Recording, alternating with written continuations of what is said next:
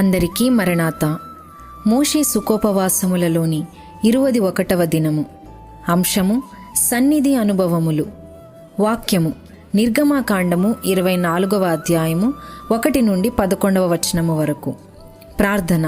తండ్రి, నీ ఏర్పాటు ప్రజలకు పరిచయము చేసి అందించిన నీ దివ్య సన్నిధిని ఆశ కలిగిన అందరకు పరిచయము చేయుచు అందించుచున్న తండ్రి, నీకు ఆనంద వందనములు. నీ సన్నిధిలో మేమున్నప్పుడు మమ్మును ఎట్టి మహిమ రూపమునకు మార్చుదువో, ఎట్టి కళలతో అలంకరించుదువో మేము ఊహించలేము, గ్రహించలేము. అట్టి నీ మహిమ సన్నిధి నుండి మాకు వర్తమానమిమ్మని యేసు నామమున వందించుచున్నాము. ఆమేన్. పాఠము. మోషే పుట్టి పెద్దవాడై ఫరో ఇంటిలో పెరుగు అన్నము తిని పెరిగి తాను 5వ ఆజ్ఞ రాయకముందే 5వ ఆజ్ఞ పాపము చేసి పారిపోయెను. అరణ్యములో గొర్రెలను మేపి దేవుని ప్రత్యక్షత కలిగి అపోస్తులుని వలె పంపబడి ఏ ఇంటిలో పెరిగెనో ఆ తాతగారిని ఎదిరించి ఇశ్రాయేలీయులను చెర నుండి విడిపించి దారిలోని ఇసుకలో విసుగుకొని ఇశ్రాయేలీయులను నడిపించెను. అరణ్యములో ప్రత్యక్ష గుడారము వేయుమని మోషేకు దేవుడు సెలవీయగా వేసెను. దానిలో ఆవరణము, పరిశుద్ధ స్థలము, అతి పరిశుద్ధ స్థలము ఏర్పరచెను. ఆవరణములో బలి అర్పించబడును. పరిశుద్ధ స్థలము యాజకులు, భక్తులు ఉండునది. 3వదైన అతి పరిశుద్ధ స్థలము దేవుడు, మోషే మాత్రం ఉండేది. మోషే 40 సంవత్సరములలో ఫరో ఇంటిలో సర్వ విద్యలు నేర్చెను. 2వ 40 సంవత్సరములు గొర్రెలను మేపెను. 3వ 40 సంవత్సరములు ఇశ్రాయేలీయులను నడిపించెను. చివరి 40 సంవత్సరములు సహవాసము కొరకు ప్రత్యక్ష గుడారము వేసెను. అలాగే మనము రాకడ చివరి కాలములో ఉన్నాము గాన సన్నిధి అవసరము. మోషే వలె ఒక్కరైనా, ఇద్దరైనా, ముగ్గురైనా ఉండవచ్చును, పర్వాలేదు. బరంపురములో ఉన్నవారు 5గురు. దేవదాసు అయ్యగారి ఉపదేశము ప్రకారము 7గురు సన్నిధిలో ఉండవచ్చును. 12 మంది ఉండవచ్చును. శిష్యులు 12 గాన 12 మంది ఉండవచ్చును. గోత్రములు 12 గాన 12 మంది శిష్యులను ప్రభువు ఏర్పాటు చేసుకొనెను. విజయవాడలో సన్నిధి కూటమునకు 7గురిని ఏర్పరిచిరి. నర్సాయంపాలెంలో 4గురు, ఆది సంఘములో 120 మంది ఉండిరి. 12 మందికి 0 కలిపితే 120 మంది. ఆది సంఘములో సహవాసములోనున్నవారు అనేకులు. ఊరునకు ఒక్కరైనా సన్నిధిలో ఉండవలెను. సన్నిధిలో లేకపోతే రాకడకు సిద్ధపడలేము. బరంపురములోనున్న సన్నిధి కూడములోనున్నవారు 5గురు. అందులో ఒకరు పరంజ్యోతమ్మ గారు. ఈమె రాజమండ్రిలోని యోసేపు పాదిరి గారి కుమార్తె. గొప్ప ప్రత్యక్షత గల ఆమె.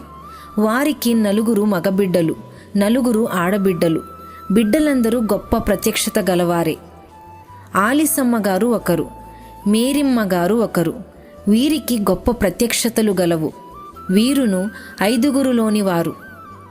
వీరిలో ఒకరికి 4 పిల్లలు, ఒకరికి 14 పిల్లలు. వీరు ఏదైనా తెలుసుకొనవలెనంటే తండ్రిని అడిగి వస్తామని సన్నిధి గదికి వెళ్ళి అప్పుడే సన్నిధికి వెళ్ళి వచ్చి తండ్రి ఇట్లు చెప్పియున్నారని చెప్పేవారు. యోసేపు పాదిరి గారు ఉదయం 5 గంటలు కాగానే నీళ్లు పోసి తీసేవారు.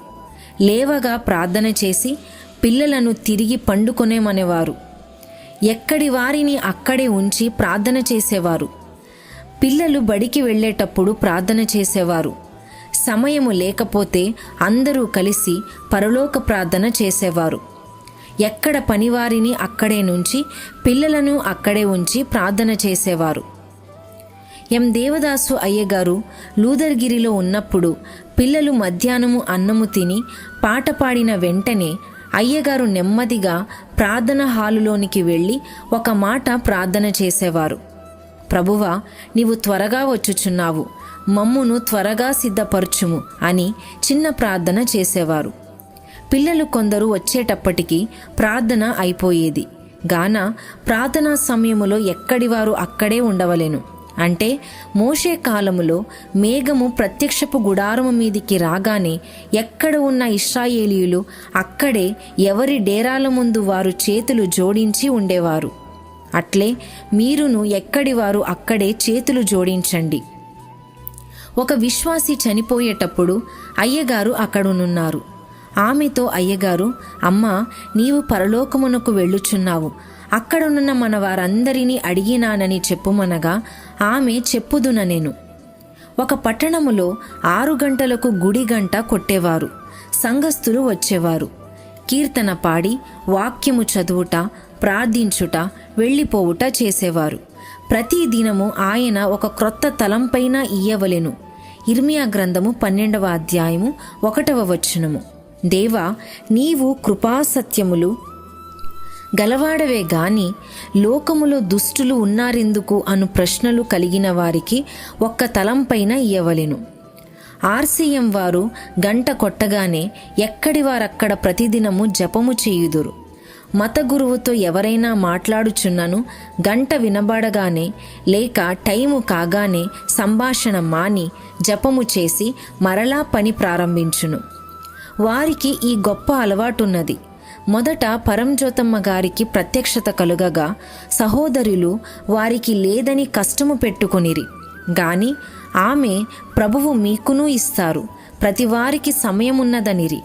పరంజ్యోతమ్మ గారి ప్రత్యక్షత, ఏసీ పాత్రో గారి ప్రత్యక్షత 2 టాలీ చేసుకునేవారు, అనగా సరిపోల్చి చూసుకునేవారు.